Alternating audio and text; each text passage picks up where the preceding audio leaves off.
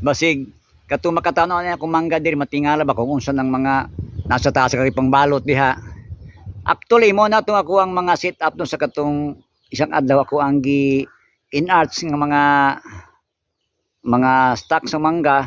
Actually tulo na siya ka seedling stocks no nga ako ang gi in arts din sa usa ka dako nga punuan usa nga sa mangga sa taas. So muna siyang plastada. Hindi na kay maklaro kay kumanggod against the light. Mao na siya ang iyahang plastada, tulo na siya ka stock. Tapos na siya. So nalingaw maguko so karon ako na pong i-plaster ng isa ka setup dire. Ako lang i-demo kung saan ako siya pag trabaho no bintras nga wala pa siya nako main arts gyud. Mao ni siya nga ako ang preparasyon through the aid of this hagdan. Naghimo gud hagdan ng senior para sayon raw niya pag-operate sa taas. So ano ni, nagprepare ako sa akong mga gamit. Before siya nako i-incise, mao ni ang sistema ako siyang gi-fix no para sa tong dito sa pikas. This time duha ni siya ka stock ako ang gi-fix sa daan usa nako siya i-incise katong proper na gyud nga operation sa enarching. Amo niyang duha ka mga stock, duha lang sa kalisod magugkong dunganon nimong tulo or upat.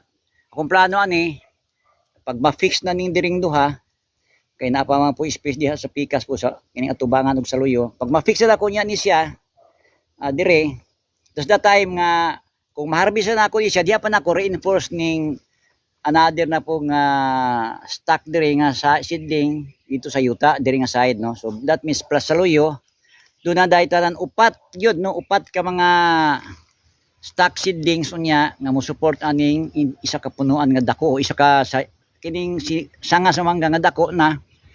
So, kontra nang mag-grafting tawag sa ato ang stock ngayon ani kagamay nya atong graftingan or inars na tong daggamay nga sanga bata pa man isudo guys yung develop pero kung inaya to pagtrabaho nakita po na ko ni sa YouTube no ko Indian propagator nga ilang technique ko ani pero gidungan nila tong upat sa ako para sigurado duha lang sa akong idungan ani then pag ma-harvest na that's the time nga diyan ako na sa sayuta i-reinforce tong another seedling dire nga mo support. So advantageous kayo ni kay dako naman ning iyang sanga karon kung itanong nimo sa imong area nya mo develop siya unique kaayo siya kumpara nang imuha lang stock sumpayan nimo gamay ra pud nga stock dugay pa mga tuig pa duha ka tulo pa sa mga pero kini og mo develop lang kay gulang naman so di po kahibulog ka lang sa mulak or mamunga pero mas dali siya nga mamunga kaysa kadtong usual nato nga gi grafting no katong gagmay nga seedling sumpayan og